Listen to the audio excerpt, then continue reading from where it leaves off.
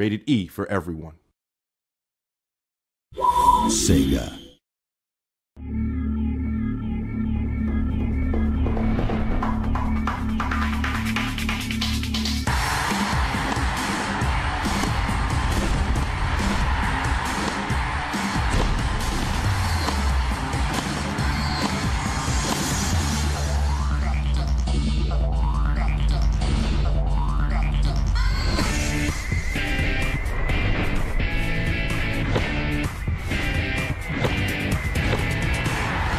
Well, one of the great things about Virtua Tennis is the ability, to play with some of the top players in the world. You also get to play in different locations, which are fantastic. We have Dubai, we have Shanghai.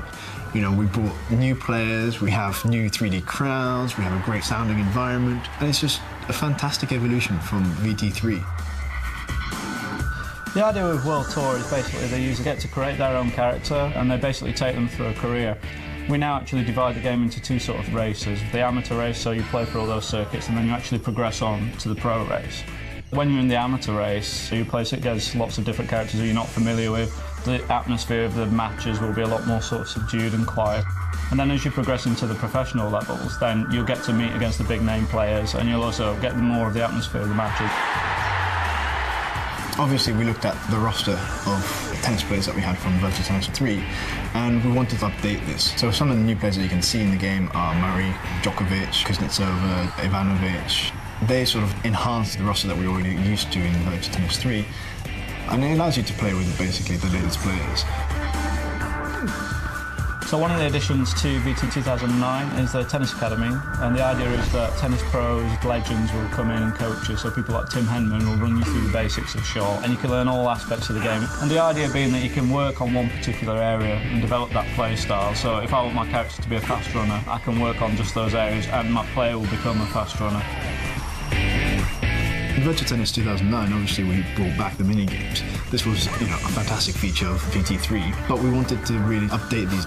We basically reviewed all the games that we liked and had a little bit of a poll on which were the games that everybody liked the most. And we kept the 6 most popular ones, and then we did 6 new ones as well. So for anybody who loves the sort of meat defender crocodiles, we've actually taken that theme a little bit further and got to things like Zoo Feeder, where you're having to feed all the different animals with different fruits and foods. I think one of my favourite ones is probably Pool, which is actually a giant game of pool but just played with tennis.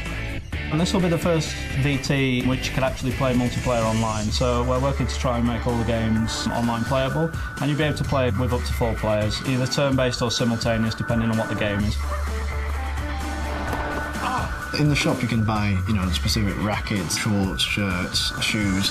Some of that does affect your gameplay. I mean, tennis rackets have slight balancing to them, so it's just those little minute tweaks in the game that allow you to maybe win that match, maybe last a bit longer, that kind of thing. We've looked at all the stadiums and we've enhanced the look and feel of them. From a gameplay perspective, it still has that feel of VT, and it allows you to know that the ball will go faster on harder courts. You'll still get the sliding on clay courts, and that's one of the aspects of sort of real tennis that we have to bring into the game. And the brand new over-the-shoulder camera gives you a real sense of being inside the stadium. I think one of my favourite aspects of VT 2009 is that it still maintains the fast-paced arcade gameplay that we've all kind of grown up with over the years. We all used to play the original VT 1 and 2 on Dreamcast in the office. It's still got that feel, it's still fast-paced, it still looks gorgeous. You still get these big sort of epic rallies going. It still captures the same arcade feel that we all kind of grew up with the original VT 1 and 2. The last few years have thrown up some of the most dramatic matches. And you just had the crowd and the sound interaction was fantastic. So what we've done is created a full 3D crowd, but within that affects sort of key moments when you have a difficult rally, you don't know who's going to win, you're trying to outthink the player, and the crowd just goes completely silent. You just get that last shot in, you win, and boom, crowd gets up, you get that big rush, and that's just one of the moments that you just think, brilliant.